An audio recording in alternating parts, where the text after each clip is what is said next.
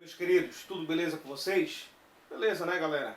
Então olha lá, bora falar um pouquinho sobre equilíbrio químico dessa aula. Toda vez que eu ouço a palavra equilíbrio, a primeira palavrinha que vem na minha mente é igualdade, gente. Então equilíbrio é sinônimo de igualdade.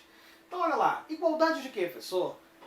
Nós vamos falar toda vez que quando a velocidade da reação direta se igualar à velocidade da reação inversa. Tá? Nós vamos ter aí um sistema em equilíbrio. Mas antes de falar de equilíbrio químico em si, nós vamos falar sobre essas reações chamadas de reações reversíveis. Tá? Galera, detalhe, o equilíbrio químico ele só acontece em sistemas fechados ou isolados. Em um sistema aberto eu não vou ter um equilíbrio químico. Beleza? Então olha lá, para a gente entender equilíbrio químico, a gente precisa entender o que é uma reação reversível. O que são reações reversíveis?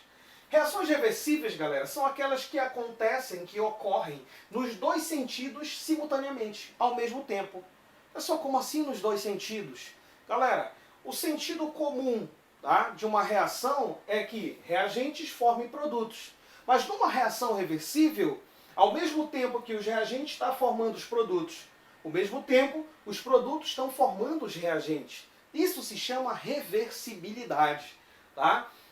A reação reversível ela é representada por essa setinha aqui, ó, seta dupla, indo para cá, na reação que a gente chama de direta, a uma velocidade V1, tranquilo?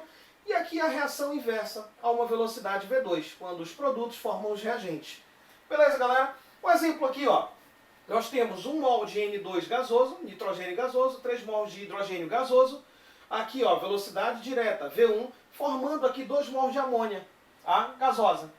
Ao mesmo tempo, a amônia está se decompondo e formando nitrogênio e hidrogênio, tá? A uma velocidade V2.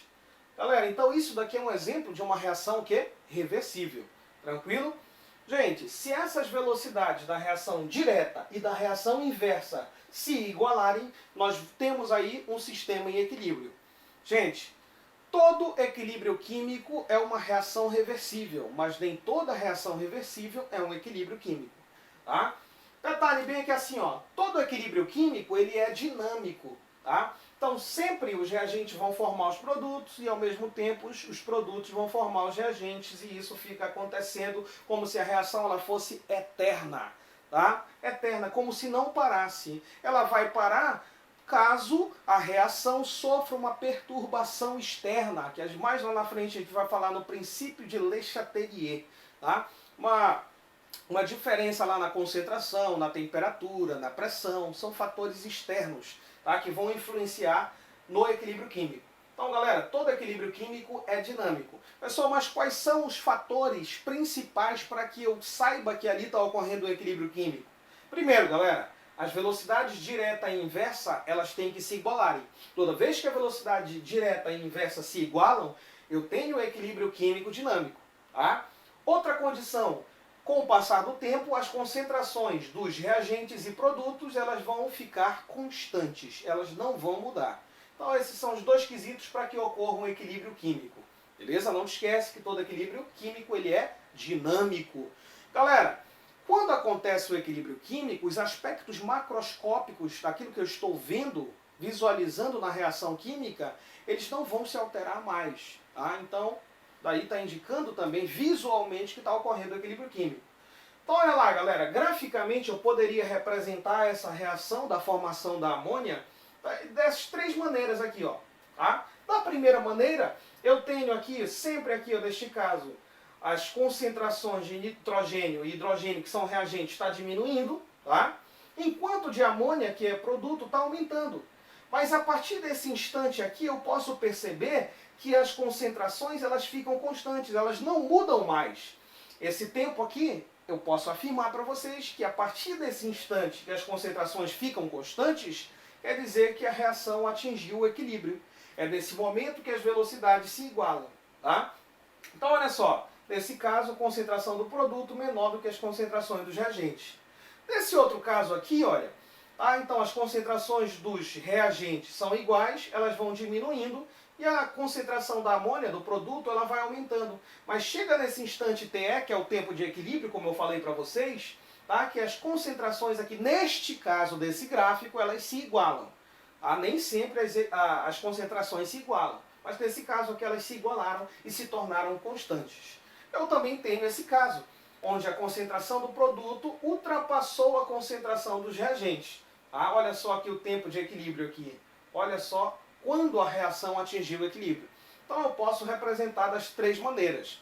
Ou posso representar aqui, olha, em um gráfico. Nesse caso dos gráficos, eu tenho no eixo das ordenadas, concentração em mol por litro, e no eixo das abscissas eu tenho tempo, que pode ser em segundos, em minuto, em hora. Então eu também poderia ter velocidade em função do tempo.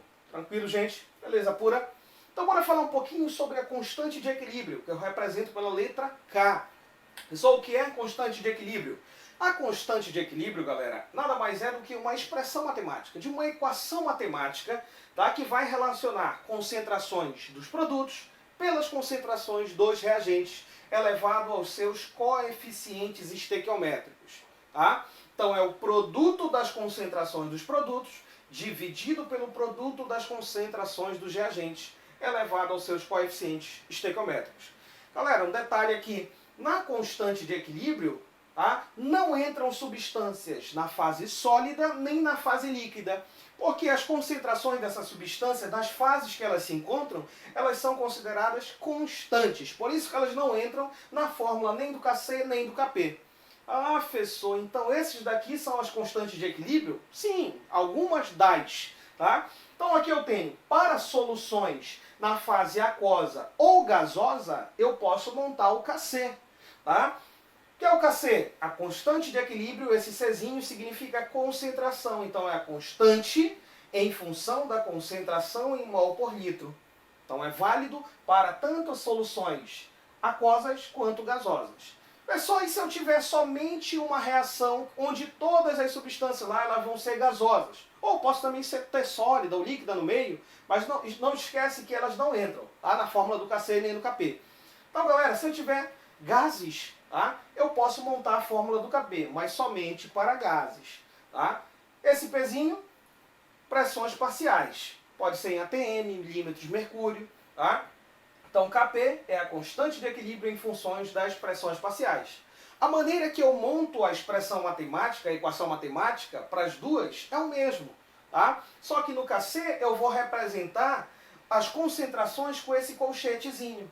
Enquanto no Kp eu substituo os colchetes pelo Pzinho, que significa pressão parcial. Então, para ver como a gente monta o Kc e o Kp. Aqui eu te dou essas duas equações. Essa primeira eu já te dei bem aqui assim, ó. Ela já está balanceada. Antes de tu montar a fórmula do Kc ou Kp, galera, observa se a reação está balanceada, a equação química está balanceada. Se ela não tiver, tu tem que balancear, porque não te esquece que tu vai elevar os coeficientes estequiométricos. Então, balanceia primeiro. Então, olha só, essa reação está balanceada. 2 nitrogênios cá, 2 nitrogênios lá. 6 hidrogênios aqui, 6 hidrogênios lá. Então, galera, eu tenho aqui, olha, gasoso, gasoso, gasoso. Toda vez que eu tenho as substâncias presentes na equação química estão numa mesma fase, nós temos um sistema monofásico, eu tenho um equilíbrio que eu chamo de homogêneo. Beleza? Quando todas as substâncias estão numa mesma fase. Então, se está gasoso, eu posso montar tanto o Kc quanto o Kp. Como é que ficaria aí o Kc para essa equação? Bora lá então montar aqui a fórmula do Kc. Bora fazer aqui, ó. Então o Kc ficaria em função das concentrações. Concentração do produto, que é o NH3. NH3 é elevado a quanto, galera? Ao coeficiente dele, que é 2. Então é elevado ao quadrado. Dividido pelo produto das concentrações dos reagentes. Se é produto, tu vai multiplicar.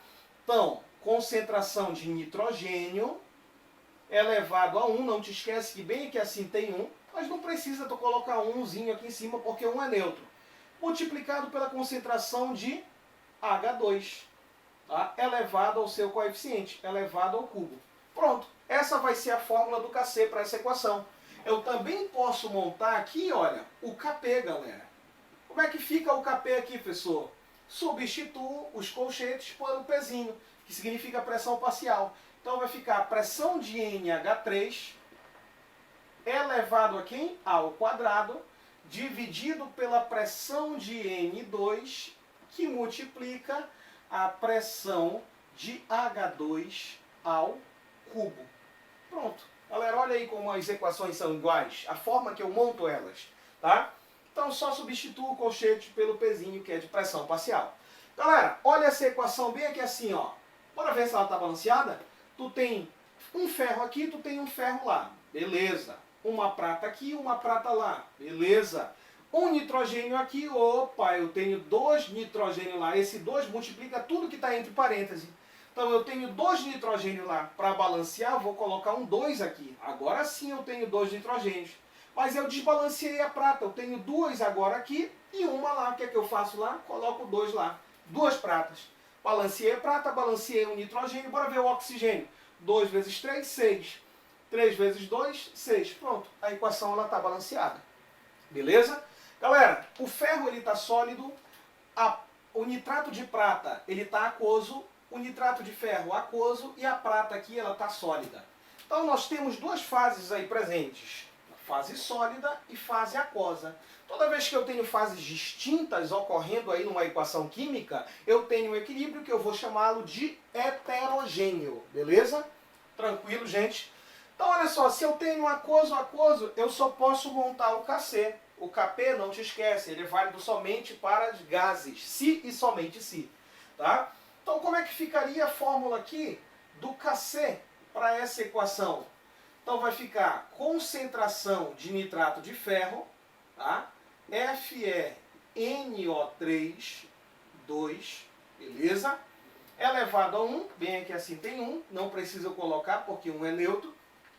Entra a prata? Não, porque está na fase sólida, ela não entra aqui, não te esquece. O ferro aqui dos reagentes, ele vai entrar aqui? Não, também não, porque ele está na fase sólida. Quem vai entrar aqui? Ó, um nitrato de prata. Então, a concentração de nitrato de prata, AgNO3, é elevado a quem? Ao seu coeficiente, elevado ao quadrado. Pronto, essa é a fórmula do KC para essa equação, galera. Tranquilo, beleza, né? Bem simples como monta a fórmula do KC. Então, olha para cá. Algumas considerações a respeito do KC e do KP. Gente, o KC e o KP, eles variam somente com a temperatura. Lembra lá? Tzão, temperatura. Tzinho, tempo. Tá? Então, galera, o KC e o KP, eles variam somente se a temperatura ela variar. Beleza? Tranquilo? Então, se eu aumento a temperatura, vai aumentar o KC. Mais lá na frente a gente vai estudar a influência da temperatura aí no KC e no KP. Beleza? Então, basta tu saber isso agora. Tá? Outras considerações. Toda vez que o KC ou o KP der maior que 1, nós vamos ter formado mais produto do que reagente. Olha o sentido da cetona aqui, ó, em direção aos produtos. Então está sendo formado mais produto do que reagente. Beleza? Toda vez que o KC ou o KP for menor que 1, eu vou ter formando mais reagente do que produto. Olha o sentido da cetona aqui, ó, formando mais reagente do que produto. Pessoal, e toda vez que o KC ou o KP for igual a 1, tá? A reação está bastante equilibrada. Tá? Os dois estão sendo produzidos na mesma proporção. Tá? Olha só as cetonas aqui, ó, estão equilibradas. Toda vez que ele for exatamente igual a 1. Galera, ensina uma questão, ele te der o KC e te pedir o KP, ou vice-versa. Como é que tu faz isso? Existem algumas relações entre o KC e o KP, ou o KP e o KC.